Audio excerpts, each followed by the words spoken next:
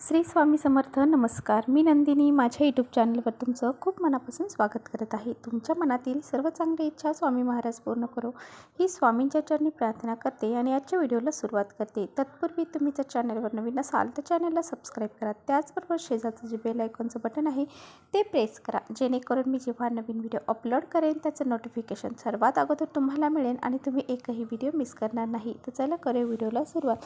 तर पहा, उद्या आहे संकष्टी चतुर्थी आणि ही मार्गशीर्ष महिन्यामध्ये संकष्टी चतुर्थी आल्यामुळे ह्या चतुर्थीला अनन्यसाधारण महत्त्व प्राप्त झालेलं आहे आणि या वर्षीची ही शेवटची संकष्टी चतुर्थी आहे. त्यामुळे आपल्याला पूजा करण्याबरोबरच उपाय देखील काही करायचे असतात. आपले सर्वांचे लाडके दैवत म्हणजे गणपती बाप्पा. त्यांना प्रथम पूजनीय मानले जाते आणि त्यांच्या प्रथम पूजा करूनच नंतर शुभकार्याला सुरुवात केली जाते. कारण कोणत्याही शुभकार्याची सुरुवात करताना गणपती बाप्पांचे पूजन जर केले तर कोणतेही विघ्न त्यांच्या शुभकार्यामध्ये येत नाही. त्यामुळे गणपती बाप्पांचे प्रथम वंदनीय मानलं जातं. त्यांना बुद्धीचे, ज्ञानाची देवता देखील मानलं जातं. अशा या गणपती बाप्पांना समर्पित असणाऱ्या संकष्टी चतुर्थीच्या दिवशी आपल्याला गणपती बाप्पांची सेवा तर करायचीच आहे आणि त्याचबरोबर काही आपल्या घरामध्ये उपाय देखील करायचे आहेत. तर पहा, बऱ्याच वेळा काय होतं की आपण खूप सारी मेहनत करत आहोत, कष्ट करत आहोत, परंतु आपल्या कष्ट आणि मेहनतीला आपल्या नशिबाची साथ मिळत नाही. म्हणजेच काय, तर आपण खूप सारे प्रयत्न केले परंतु आपल्याला आपल्या त्यानुसार मोबदला मिळत नाही.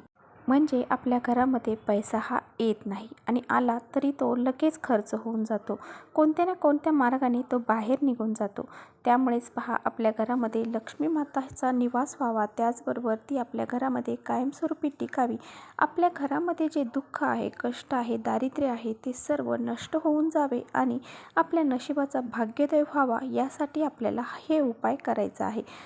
तर बघा, आपल्याला उद्या संध्याकाळी मिठासोबत अशी ही एक वस्तू जाळायची आहे, ज्यामुळे आपले जे काही संकट आहेत, अडचणी आहेत ते सर्व दूर होऊन जातील आणि आपल्या घराची, मुलांची खूप सारी प्रगती होईल आणि आपले जे काही मार्ग थांबलेले आहेत, प्रगती होण्यापासून जे मार्ग थांबलेले आहेत तर ते सुद्धा मोकळे होऊन जातील.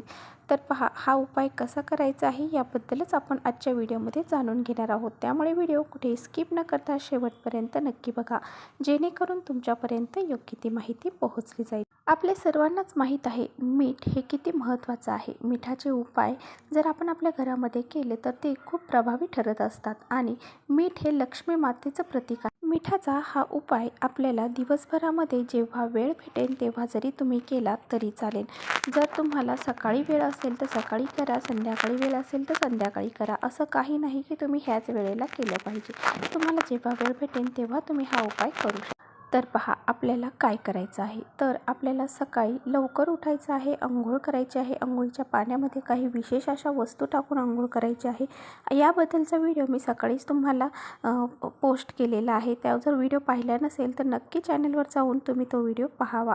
आणि पहा, ह्या वस्तू टाकून अंघोळ केल्याच्या नंतर आपल्या शुद्ध अंतःकरणाने आपल्या देवांची पूजा करायची आहे. पूजा केल्याच्या नंतर आपल्याला गणपती बाप्पा जे आहेत त्या गणपती बाप्पांवर पाण्याने अभिषेक करायचा आहे. त्याचबरोबर पंचामृताने अभिषेक करायचा आहे आणि अभिषेक करताना गणपती अथर्व शीर्षाचं पठण करायचं आहे.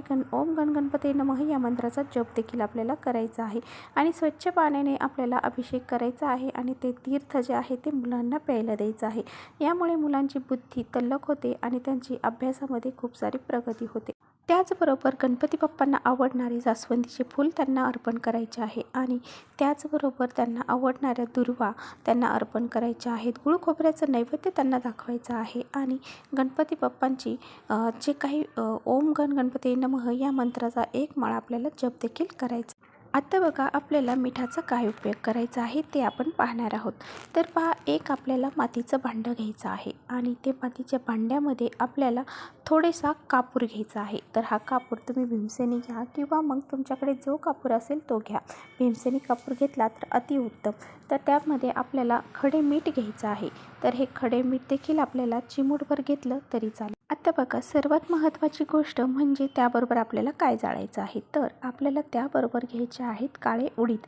तर हे काळे उडीद घेताना आपल्याला त्याची डाळ न घेता ते पूर्ण सबंध जे अख्खे काळे उडीद असतात तर ते आपल्याला घ्यायचे आहेत आणि ते आपल्याला त्यामध्ये टाकायचे आहे. तर सर्वात आधी आपल्याला कापूर टाकायचा आहे आणि त्यानंतर ज्या आपण वस्तू घेतलेल्या आहेत मीठ आणि काळे उडीद ते त्यानंतर त्यामध्ये टाकायचे आहेत आणि अशा प्रकारे आपल्याला देवघरासमोर हा उपाय करायचा आहे। देवघरासमोर बसताना आसन टाकून बसायचं आहे।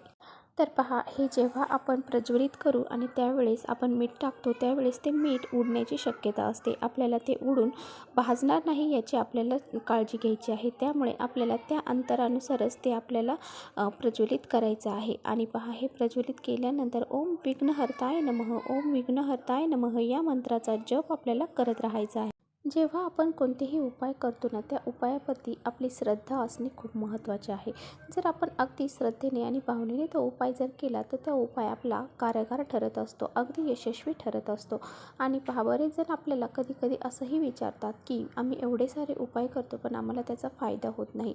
तो उपाय करत राहायचे आहेत। कोणता ना कोणता उपाय आपल्याला नक्कीच फळ देणारा ठरतो। त्यामुळे आपण जे काही उपाय सांगतो ते जर आपण रोजची रोज जर केले तर कोणत्या ना कोणत्या उपायाचा आपल्याला फायदा होत असतो। आणि पहा, प्रत्येक उपाय हा अगदी मन लावून जर केला तर प्रत्येक उपायाचा आपल्याला नक्कीच फायदा होतो।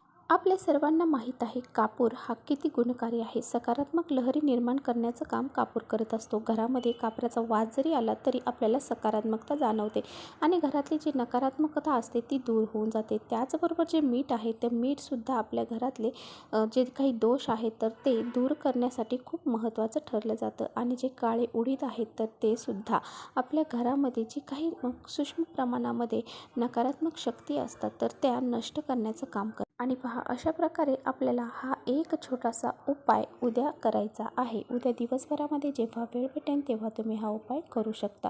तर अशा प्रकारे हा उपाय आपल्याला करायचा आहे। आणि जे काही आपण प्रज्वलित केलेलं त्या कापराची जी खाली शिल्लक राख राहणार आहे तर ती तुम्ही एखाद्या झाडाखाली टाकून द्यायची आहे। कचऱ्यामध्ये आपल्याला न टाकायचं नाही, कारण आपण त्यावरती सेवा केलेल्या आहेत, आपण खूप सारे मंत्र त्यावरती उच्चारण केलेले आहे। त्यामुळे ह्या सर्व गोष्टी आपण कचऱ्यामध्ये न टाकता एखाद्या झाडाखाली आपल्याला टाकून द्यायचं आहे।